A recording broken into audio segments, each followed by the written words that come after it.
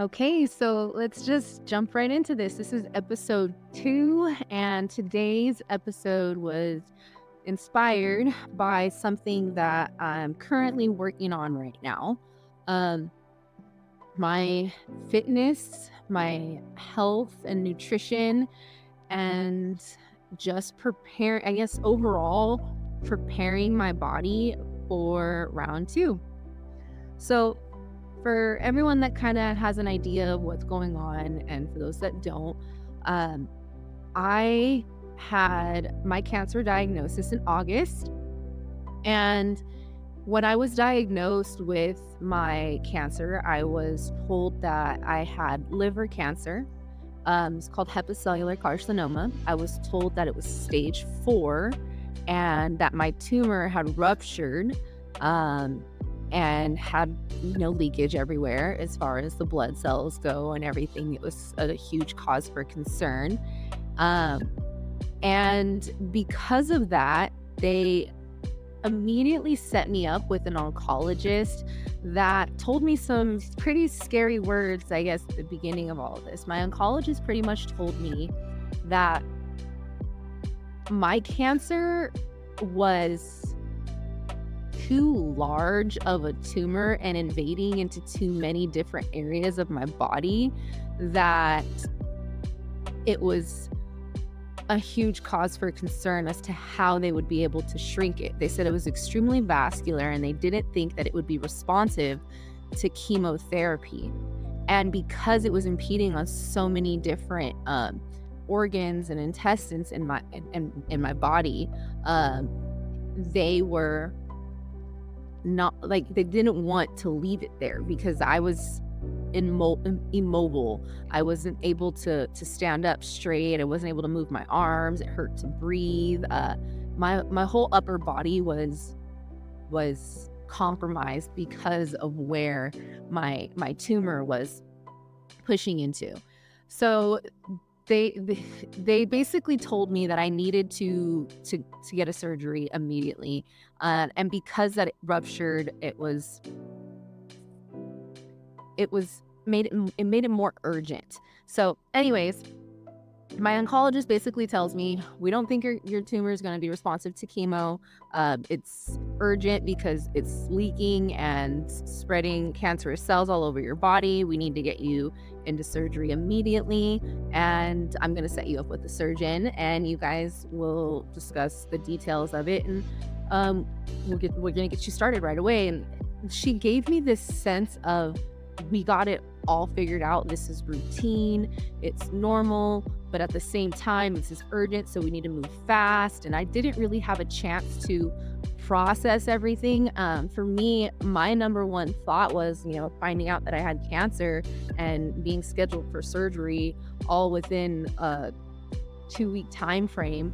I just kept thinking, like, I'm young, I'm 32, my son is four and or 3 at the time, and my daughter was 9, and or she just turned 10, and I was just kind of was like, my kids are young. I want to do whatever I can, whether I want to do whatever I can to be there for them for as long as possible. I want to be a part of their lives. Like, I'm not ready to not be there, I guess, is what I'm trying to say. And those thoughts wouldn't come out of my head. Like, I just kept thinking, whatever you say, whatever it takes, I'm ready to do it because I'm ready to live as long as possible for my kids. So, okay, doc, let's go ahead and talk to the surgeon. Then we go to the surgeons, and the surgeons were like, you're stage 4 cancer, and this is extremely serious, and we need to kind of take a moment to discuss the fact that you have this massive birth defect. The birth defect that I have is called Abernathy malformation, and essentially the plumbing inside your body, like all the veins and the tubes, they all kind of lead to certain places. Well, there's some veins that are supposed to take blood flow to your liver and allow your liver to cleanse your blood. But for me, those veins are actually disconnected from my liver and they go directly to my heart. So essentially, um, all of my blood that is supposed to be cleansed and filtered through my liver never makes it to my liver. It gets pumped directly into my heart and kind of goes through my body 2 and 3, 4 times before it actually gets to my liver. And as a result of that, my body has naturally um, had a defense mechanism where my liver is larger than the average person. Because, when the blood actually gets there, it's 10 times dirtier than the average person. So my liver's been enlarged. These valves are connected to my heart. And what this makes for them is a complicated situation because the human anatomy that they studied and that they know how to work around is not mine. Apparently, this type of birth defect isn't something that you can catch early on at all, and some people never catch it. When I was told I had it, I was told there were only 80 documented cases of Abernathy malformation, so I make 81. But this situation made it very complicated for them to be able to work around what was going on in my body. Because of that, they kind of said, okay, not only is this urgent, this is a little unconventional as to how we're going to have to go about it, but we do lots of liver transplants, we do lots of tumor removals, we do this a lot, this is something we do all the time.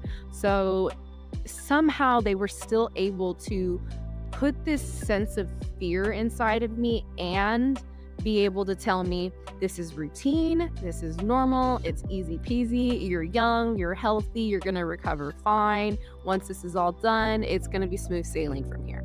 They were able to kind of instill this fear into me that I knew, like, I have no choice, I need to get this done right now. Like, there's no time to think about it. Just get it done. And then at the same time say, it's gonna be fine, it's super easy. Well, I had 2 situations where the main doctor that I was looking to have do the surgery wasn't available, and they wanted my surgery done as soon as possible. So I made the executive decision to say I did not want the surgery done until that primary surgeon was going to be available. I didn't feel comfortable having another doctor, do this procedure, considering that it was so different and so unique and all of these different ways. And to be honest, I almost felt like the surgeon that was going to be the secondary surgeon, it was almost like he was very curious to just see what was going on. I just got this really uncomfortable feeling that I felt like a science experiment versus a life that was trying to be saved. But anyways, the surgeon, they changed their schedules around. I went from having my surgery scheduled from the 19th to the 26th against the doctor's advice. But anyways, on the 26th, I go in for the surgery. Now I have 2 surgeons. They're both liver surgeons, and they basically told me, again, it's routine. This is quick, easy, simple. We're going to go ahead and take care of it. We're going to go in, cut out the surgery or cut out the tumor, take care of some extra things. They were going to kind of make sure that the blood spill that had happened from the tumor was, cleaned up, and they were going to go ahead and check my liver to make sure that there was no extra lesions that they might have been concerned, that they were kind of concerned about at the time. And when I woke up, I was supposed to have the tumor removed. Well, that wasn't the case. When they opened me up, they realized that my birth defect, that Abernathy malformation, really did play a huge part in them being able to understand the anatomy of everything. They also discovered that my liver cancer was not at all attached to my liver. So I have 2 liver specialists working on me while I'm laying on the bed, cut open, intestines hanging out and everything. And they're just kind of like, this isn't connected to anything we thought it's connected to, so now we don't know the other parts of the body. That's a different specialist. So they had to urgently call in a GI surgeon that had a little bit better understanding of the overall situation. They discovered that my tumor was touching my pancreas and my spleen. It was entangled in all of my intestines, and one of the reasons why it was so painful to me and debilitating to me was because it was pushing into my rib cage, my esophagus, and my lung area. So it was kind of impeding in all these different areas. And while they had me open, um, they did pull at it and try and untangle it from my intestines, but in the process of that, they nicked my spleen. Um, them nicking my spleen was the situation that kind of took everything overboard because your spleen has a large blood supply to it, and I started bleeding out on the surgical table. So they quickly took large samples of my tumor and did so that they could have for biopsy samples, and they did everything they could to close me back up and complete the surgery. My surgery was supposed to be a 4-hour long surgery. It became an 8-hour surgery. The doctors had to come out and tell my husband, things are not looking very well right now. For him, that's going to be a story that he has to share because I was obviously unconscious when this was all happening, but they pretty much said, there's been some really major issues going on. I want you to know that there might be some complications afterwards, but for right now, we've controlled the bleeding. She's going to go into the ICU. And, I ended up in the ICU for about 2 weeks. And during that time, when I first got out of the surgery table or off the surgery table and into the ICU, the first things that I saw was, my husband, and that was comforting. I saw some family, my mother and some family that had visited. Those were all comforting, but it was like it was us coming to from all the anesthesia, and all these doctors were coming in and out of the hospital. And of course, I feel like I got hit by a bus. My whole body's in pain, but all these doctors were coming in and checking all these things, but nobody would talk to me. Nobody would tell me what was going on. And it was really hard for me to speak for myself because I had this massive tube in my throat. Now, that feeling alone it put me in a dark place to just wake up and not be able to speak to anybody. And then no one sharing anything with me. But eventually my oncologist comes into the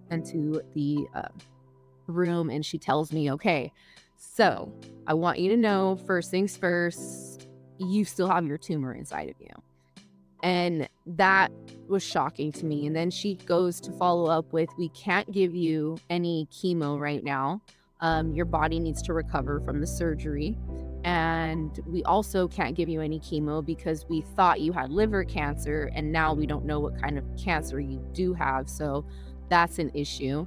And she kind of just said, we're going to go ahead and wait for the pathology reports to come back. And when they do, we'll discuss this in the future. But for now, we don't know what we're going to do with you. And for me, it was almost like she just said, you're going to die and get ready for it. Like, that's in my head, that's what it computed to, because right before going into surgery, she's like, hey, we can't do chemotherapy on your tumor. It's not going to be responsive, and it's too large to do anything else other than cut it out. So this is why we have to do it. It's urgent. You have all this blood spill. And, she just made it was so urgent that and uncontrollable that this was supposed to be the solution. And to wake up and hear her tell me this isn't the solution and we don't have any idea what the solution is, the only thought that kept running through my head is, okay, so I have to live with the tumor inside of me, and I'm going to have to live with the cancer because you have no solution for it, as comfortably as I possibly can until I die. And who knows when that could be, because at this point, I feel like I'm already going that direction. And to think about my children, and to think about my husband, and to think about my family and friends that I would be leaving behind at such a unexpected time, it was hard for me to emotionally deal with the problems of that, to break that apart in my head. It was crazy. But what I did recognize, and the reason why I wanted to share all of this, is right before I ended up getting cancer, I had found myself in the best physical, spiritual, and mental health and nutritional health that I've ever been in. I've never had such a balance of all of those things at the same time. And I knew in my heart, deep down in heart, that when my spiritual aspect, like my relationship with Christ changed, I started looking at things differently. So I had spent years just watching, self-help stuff, reading self-help books, listening to self-help things, podcasts, and all this self-help stuff, motivational things, inspirational things, things to do to get out of the funk kind of thing. And I never once viewed I never really fully changed my perspective. I always struggled to do the tasks that were given, those top 5 things that, productive people do or whatever. It always struggled to get those things done. But as I changed my relationship with Christ, I started to feel my heart change and my mind change. And it was almost like a switch went off. And instantaneously, like my mindset around mental health changed. I started realizing like I am enough. I am okay. I am doing this. I am doing that. I just all of a sudden had this strength that I never had and this peace that I never had. And it switched the way that I thought about things, because when it came to working out, it wasn't about do I want to look like, do I want to be a size 5 or 6? Do I want to have a slim waist and thick thighs? And like I didn't care about that anymore. It wasn't about going to the gym to lose weight. It wasn't about going to the gym to, do something for a materialistic or social like aspect of it. I literally was going to the gym and working out with this mindset. Like I would picture myself, like if I got pushed off a cliff somehow, or was like hiking up a mountain and like fell, a rock slipped, and I was having to fight for my life in the sense of I'm holding on to a branch as I hang off a cliff. Like I would not be able to physically pull myself up off that cliff because I can't hold my own body weight. Or if I needed to climb up a tree to protect myself from something, like I couldn't do that because I didn't have that type of strength. So I went from, I want to look like this and I want to weigh like this and I want to get, whatever attention, to I just want to be able to take care of myself. I want to be able to control my own body weight. I want to be able to, handle myself physically, and I want to be able to feel good about whatever shape that I'm in. And then it kind of got a little bit more deeper where I was like, okay, I want to utilize the gifts that I've been given. Like I have this body, I have hands, I have feet, I have a breath. Like I want to be able to use it and honor it every day. And I want to spend time with the gifts that God's blessed me with. And I changed why I went to the gym.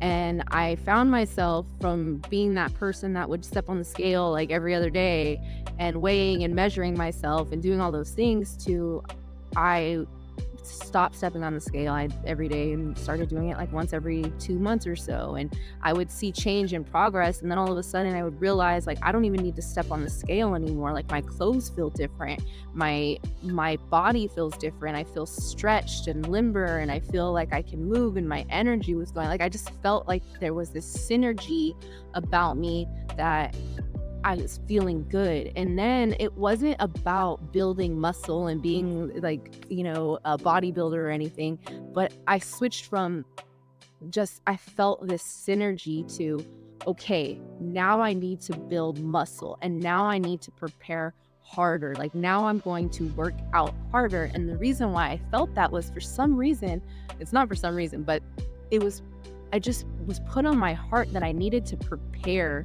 for a battle. And so every time I would go to the gym, it was like, I'm going to prepare for this battle. I'm going to prepare for this battle. I'm going to get ready for the battle. I had no idea what the battle was, but I knew that whenever that battle came, I wanted to make sure that what I could control, which was my my health, my wellness, my physical strength, and my ability to protect and provide. Like, I wanted to be able to be strong enough to handle that battle. And I started pushing a little harder in the gym, and I started making some massive changes. And I feel so, looking back on things, just so blessed because this mindset changed over time. And then at the very end, I was like, I knew in my heart I was preparing for a battle. I didn't know what the battle was, but on August 19th, I found out that I had cancer. And when I found out I had cancer, everything in a 2-week time span went from being in this best shape ever to, finding out I have cancer, being hit with all this medication, going under surgery, having 3 blood transfusions, being in the ICU, having multiple like endoscopies and treatments and procedures to figure out what was going on with me, and then being told that it's so urgent that we need to act now. I felt like I went from being in the best shape ever to being broken down to almost nothing. Like, I had my faith that that's something that I held on to. And at that time, I look back now and I was clinging to my faith because it was all I had. And I relied on the prayers and the good spirits of my husband, my family members, my support system. Like, I relied on those things. And even strangers, like my husband's manager and, coworkers were telling me, God's with you. You're going to get through this. It's fine. You're going to be healed. Like, their words were like the things that I needed to hear, because whatever I was holding on to, it was by a thread. And, I just felt myself be pulled down from this high mountain to just absolutely nothing almost. And it was scary. It was a dark place. And I recognized that I haven't been able to get back. I shouldn't say I haven't been able to. Physically, my strength and my body hasn't gotten back to where I was before all of this happened. But I've seen myself get pulled down to nothing, and then I've been rebuilding myself day after day, getting stronger and stronger. But it's almost like with this routine, because it's like I get stronger. Okay, it's time for chemo. Man, I got hit. I'm going to have to, start back to, maybe not start back at square one, but, take a couple steps back, and then you go forward. And then 21 days later, it's like, okay, I'm going to take 5 steps back again. It was like I got into this pattern, this routine. Okay, I have this many days to be productive and to make a difference. And then this many days is probably going to affect me, and I don't know how good or how bad. But after that surgery, I was malnourished, suffering from like all types of nerve issues and just everything. My tumor was still present. Like, there was just so many issues that it was really hard to climb up this ladder. Like, I've literally felt like it was taking me forever just to 1 foot in front of the other, and then to start the chemo and just knock me back every couple steps. It's been a struggle to get there. But where I am now, it's been some time, and I haven't given up. I haven't stopped. I go to the gym every day, and I won't ever forget it. I'm going to share this right here. Right Now Media is a Christian app that's like full of Bible studies for, just full of Bible studies. There's so many different things on there. It's a great resource for people. But I started using that resource, and I found a cancer support group. And there was a woman in this cancer support group that literally, her words changed my life. She basically said, I wake up every day with no matter what, and I go and I use the elliptical for 45 minutes. 45 minutes of me on the elliptical is everything that I need. It's like God gave me this day. He gave me this breath. He gave me this body. And if I do nothing at all today, and I can't go out here and do this or be with those people and help my grandchildren or whatever it is that she wanted to do. If I can't do anything today, I can use the breath that God gave me and the body that God gave me, even if it's just for a little bit. And so with that, she committed to going to the gym every day and doing her elliptical for 45 minutes every day. And as she did that, it's just beautiful to see how a life can change.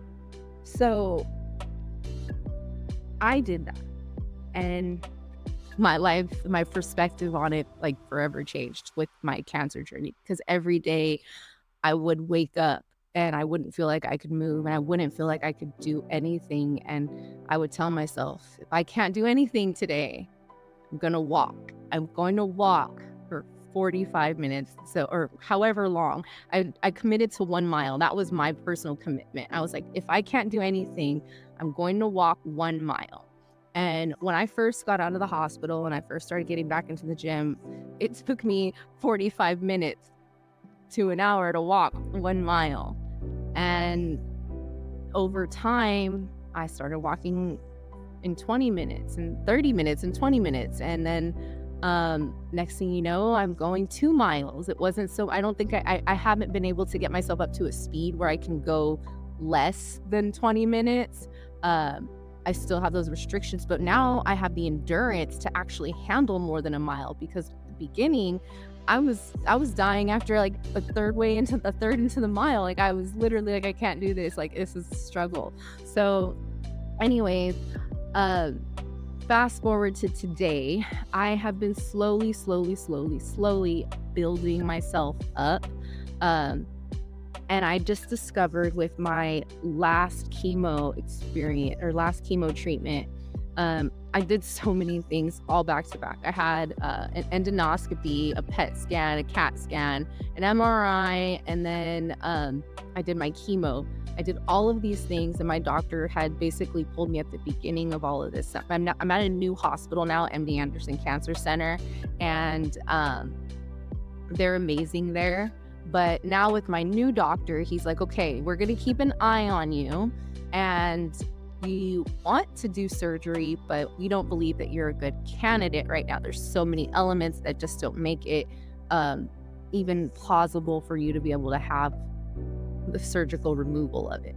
So we'll keep an eye on you. So, the anticipation has been building, and I finally get a call with my last chemo treatment where he says, we've taken a look at all of your tests. We're looking at how you're doing. We're paying attention to all of the things that you're doing on your end and all the things that we're doing over here. And I think you're a good candidate for your surgical removal now. So we're going to go ahead and have a surgery on March 28th. And I could not believe it. I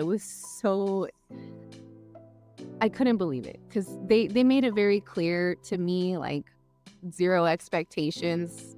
Most likely it's not going to happen. So to hear it's going to happen, the feeling was a little bit different. But before it was like worst case scenario, and worst case scenario where they kind of switched the roles backwards. So this time around, they tell me, I know you weren't expecting anything, but we're definitely going to go ahead and we're going to move forward with the surgery. And now I'm having to mentally prepare for this. So my body is nowhere near the shape that it was before.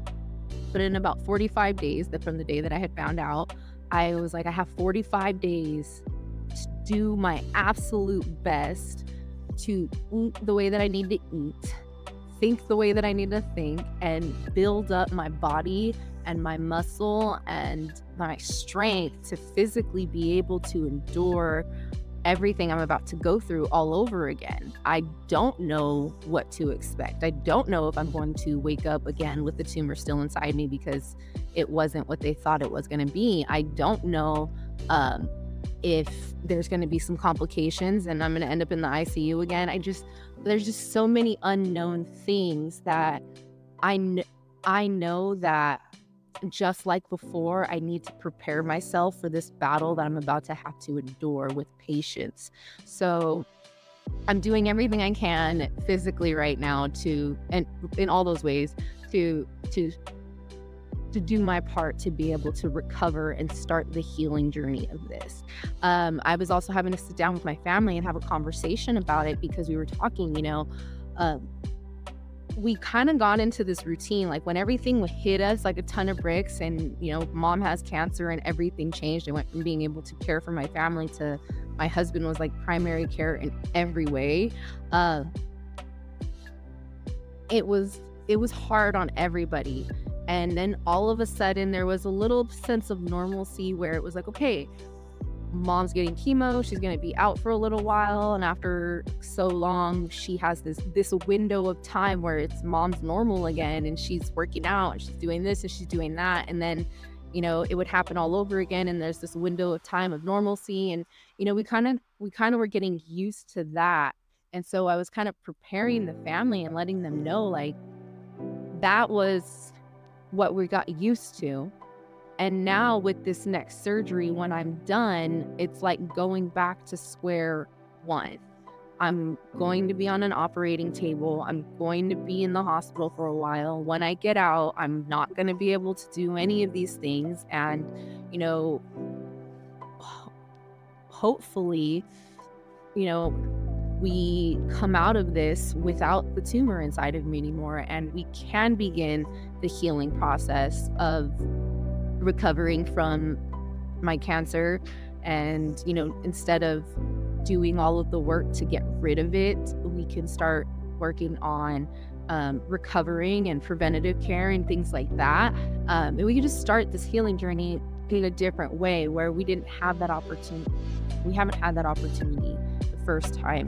So when I was explaining that to my family, my daughter started asking me questions like, Mom, what if you don't make it this time? What if they have complications again? What if she just had all these what ifs, because that's kind of what happened the first time around. And I couldn't make any promises to her. One, because it's been proven from the first time, like, I can't promise anything. I have no control over anything. It's in God's hands. And I can't to even want to make promises that I now know aren't right. Like spending time in God's word and reading the Bible, I was reading one day this passage just hit me where it was like, don't make vows, for it's a sin, because we have no control over anything. So who are we to promise anything if we have no control over anything? And I just thought to myself, I can't knowingly continue to not speak the truth. And the truth is, we have no idea what's going to happen. But all we do know and all we can control is ourselves and our actions. And I've expressed to her, mom's going to do everything that she can to make sure that I am prepared for this process, for this surgery, and for the recovery process. And, these 8 weeks to come after it, we'll see where everything goes. But mom's going to do her absolute best to make sure that she contributes to her own recovery. So with that being said, March 28th, I'll be going in for surgery, and I have 8 weeks to come after that, the recovery process. The last time this happened, it was not successful. So I pray that this time around, God blesses the surgeons. He blesses everybody, all my nurses and doctors, and blesses me with his healing. And they remove the tumor this time. I pray that this is a successful treatment. And I just wanted to, go a little bit more in depth about the fitness, health, wellness journey that I've had to go on prior to this surgery, and just kind of let you guys know that there's a lot to this. So catching up on everything is pretty much, you heard it, just looking back at things and looking back at some of the ways that it affected us, the first surgery. I'm getting ready for a second surgery now, and my daily activities are with that in mind, I have surgery in 45 days. And with that, I want to do everything I can to be ready for it. And my Bible passage that I just felt drawn to this morning, which inspired this episode, was um, Psalm 144, Psalm of David, verse 1. He says, "Praise the Lord, who is my rock. He trains my hands." Reading from, "He trains my hands for war and gives my fingers skill for battle." I praise the Lord. He is my rock, and He is building me up to prepare for this next battle, and He's getting me ready for it. So trust in His word, and I am excited to share everything with you guys. So stay tuned for what's next. We'll see where we're going with this. So have a good one. Bye.